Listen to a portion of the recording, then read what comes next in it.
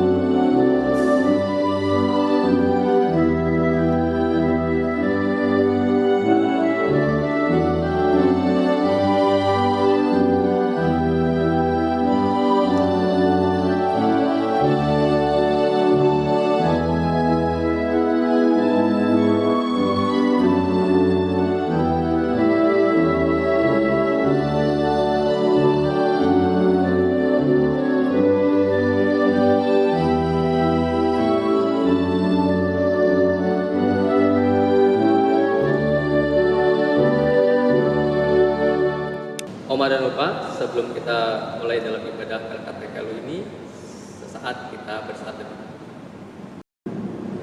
Dengan penuh kasih Allah di dalam Tuhan kita Yesus Kristus yang telah mempersatukan kita di tempat ini, marilah kita naikkan pujian kepadanya dengan menyanyi dari Gita Bakti 244, Bapa Engkau sungguh baik.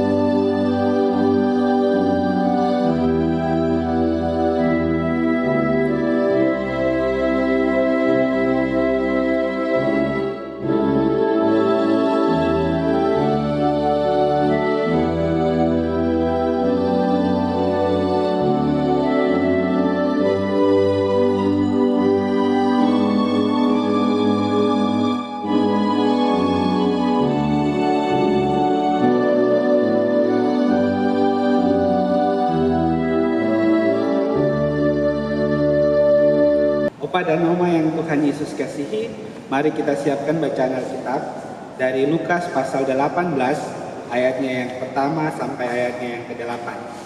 Tapi sebelumnya mari kita berdoa mohon pimpinan kuasa Roh Kudus. Kita berdoa.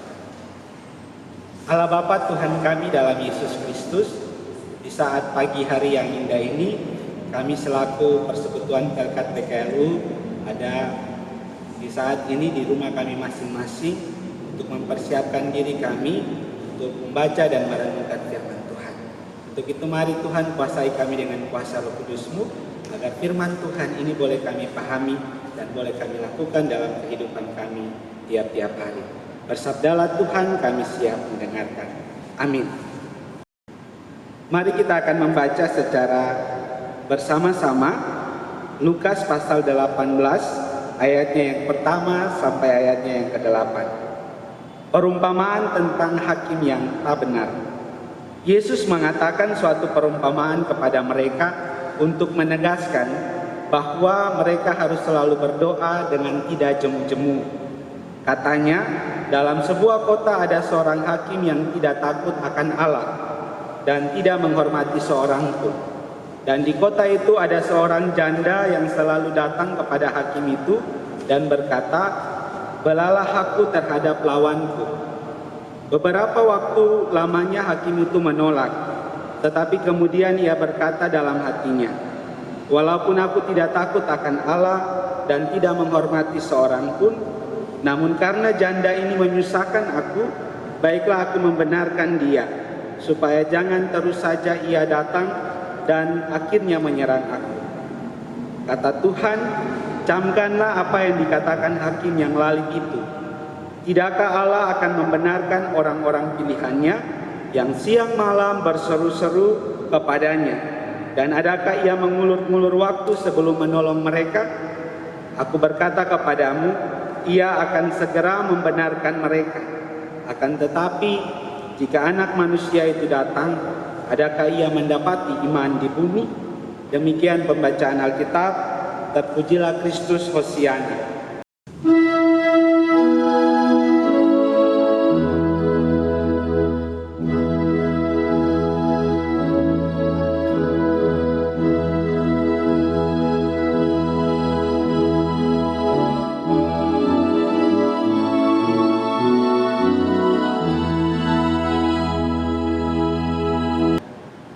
Opa dan Oma yang Tuhan Yesus kasihi, selamat pagi.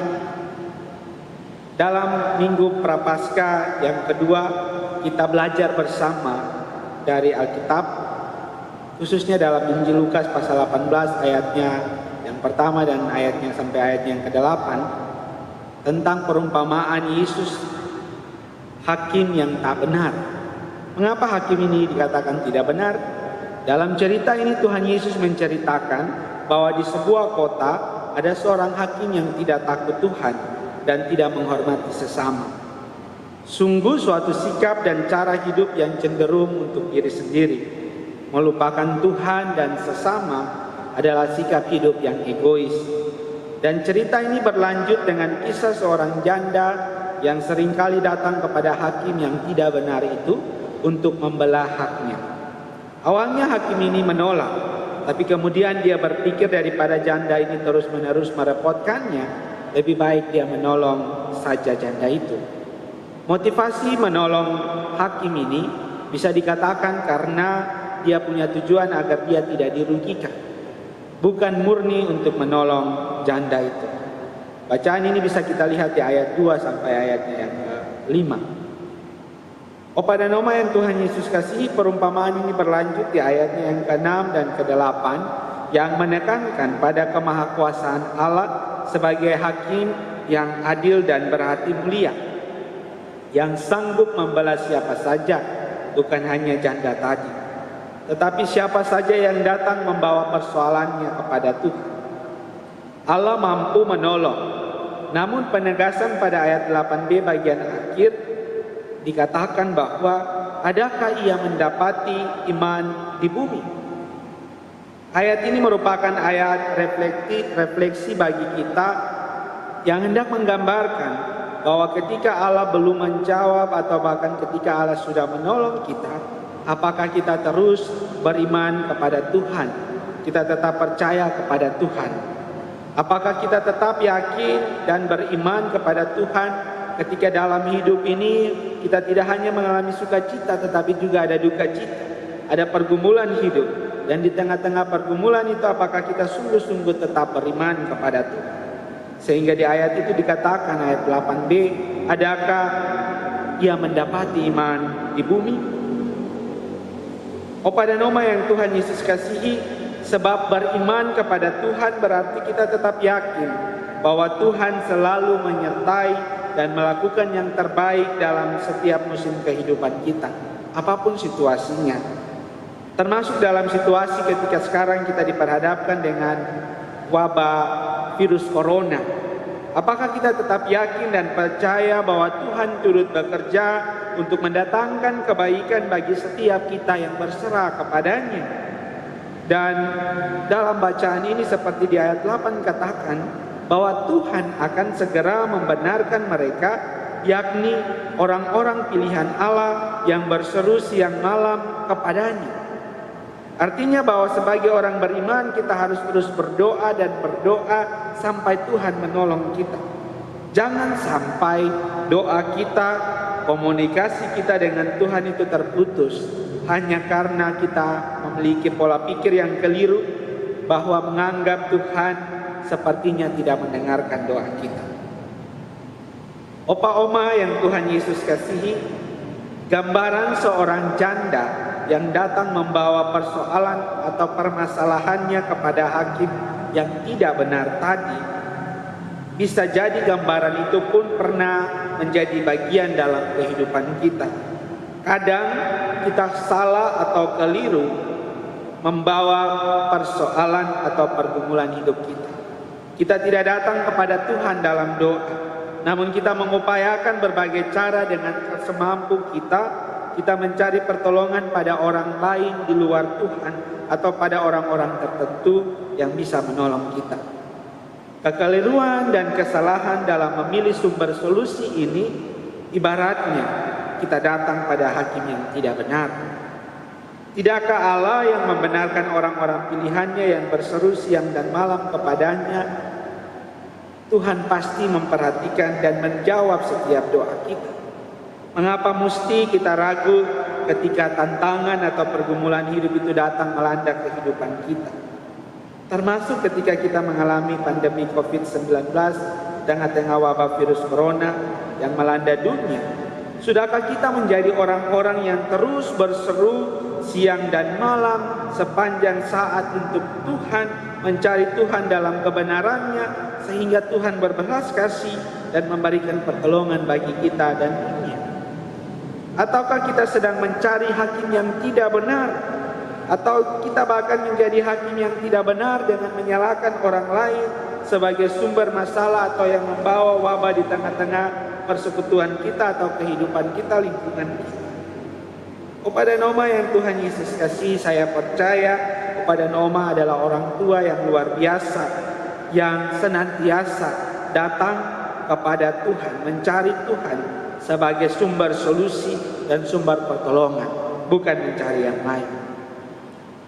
Sehingga kita bukan menjadi orang yang mempertanyakan Tuhan saat badai hidup datang menerpa kehidupan kita, seperti yang dikatakan dalam Mazmur 22 ayatnya yang kedua. Allahku, Allahku, mengapa engkau meninggalkan aku? Aku berseru tetapi engkau tetap jauh dan tidak menolong aku. Jika saat ini setiap doa kita belum dijawab Tuhan, maka bersabarlah dan teruslah berdoa. Sebab Tuhan pasti menjawab doa kita tepat pada waktunya Tuhan. Yakobus 5 ayat 16b mengatakan doa orang yang benar bila dengan yakin didoakan sangat besar kuasanya. Kita perlu mengimani hal ini.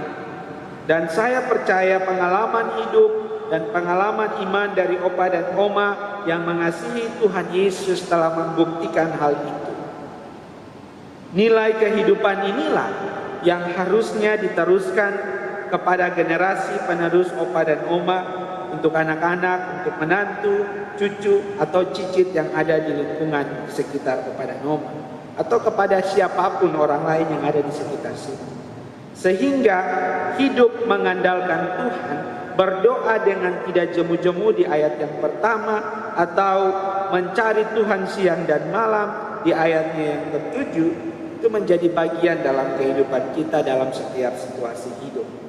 Opa Oma yang Tuhan Yesus kasihi, meskipun hari ini kita beribadah di rumah masing-masing, namun kasih dan rahmat Tuhan pasti melingkupi kehidupan kita. Opa dan Oma selalu menjaga kesehatan. Opa dan Oma senantiasa menjadi pembimbing dalam keluarga untuk anak-anak, menantu, dan cucu-cucu, untuk mengajarkan kepada mereka nilai-nilai tentang berharap sepenuhnya kepada Tuhan, agar di tengah hidup ini senantiasa mengandalkan Tuhan. Sehingga setiap persoalan dan tantangan hidup yang dihadapi tidak pernah membuat kita untuk menduakan Tuhan bahkan meninggalkan. Karena kita yakin Tuhan adalah sumber kekuatan kita.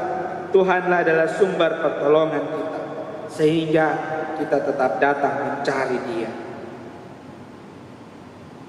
Pada nama yang Tuhan Yesus kasihi, kiranya firman Tuhan ini menjadi kekuatan, menjadi semangat bagi kita untuk menjalani hari-hari kehidupan kita di tengah wabah corona ini, dengan tetap stay di rumah, tinggal di rumah, melakukan hal-hal yang bermanfaat dari rumah, sehingga hidup kita bermakna bagi orang-orang yang ada di sekitar kita yang kita sayangi, keluarga kita. Tuhan Yesus memberkati. Amin.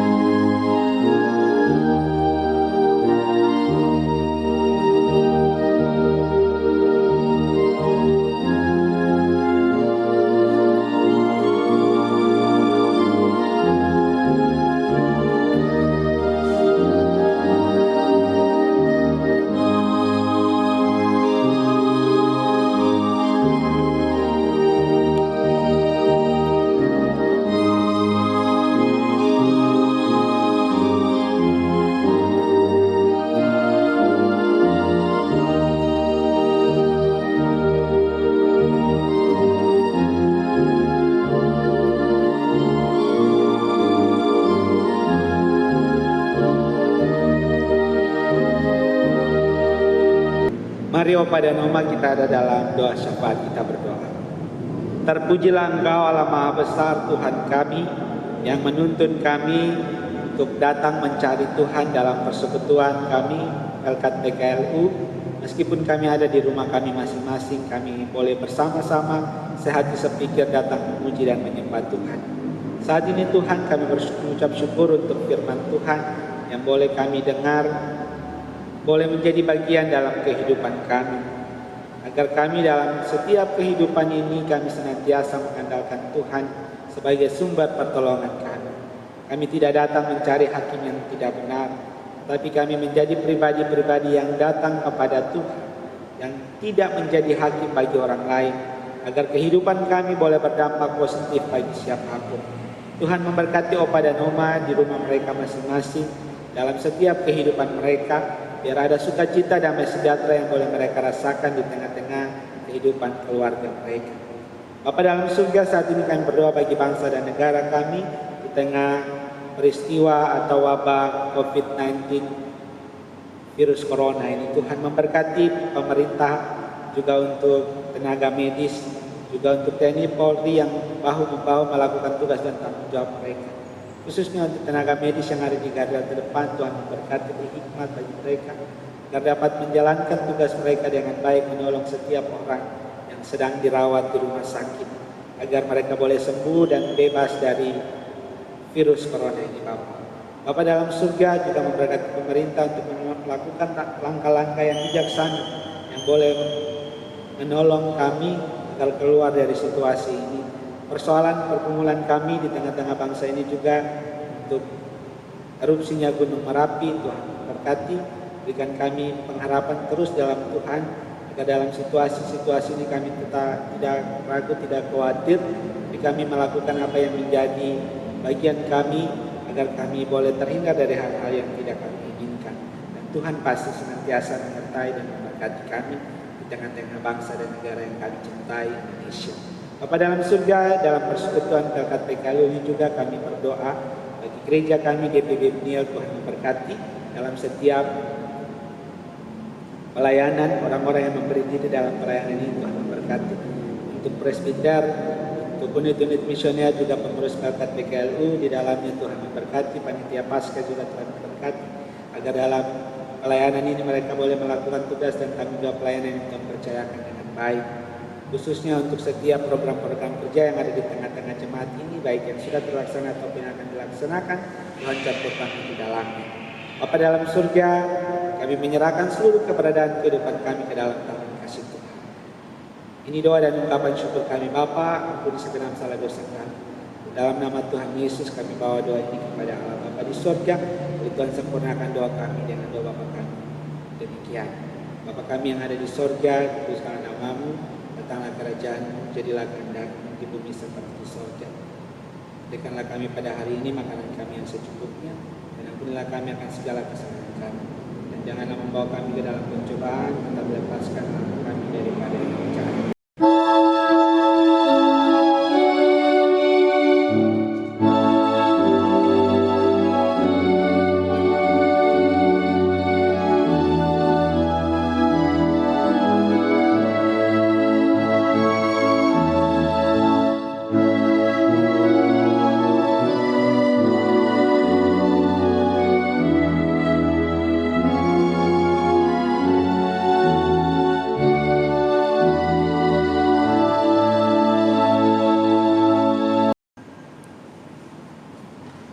Oma-opa yang dikasihi Tuhan, kini saatnya kita memberikan persembahan syukur kita kepada Tuhan. Biarlah masing-masing memberi dengan penuh syukur dan jujur serta tulus. Bagi oma-opa yang berkenan untuk memberikan persembahan, dapat menyampaikannya melalui rekening Bank Mandiri Ibu Beniel, cabang Pasar Baru, atau dapat menyampaikannya melalui ibadah minggu terdekat. Sambil persembahan dihimpunkan, kita akan menyanyi dari Gita Bakti 86 ayat pertama.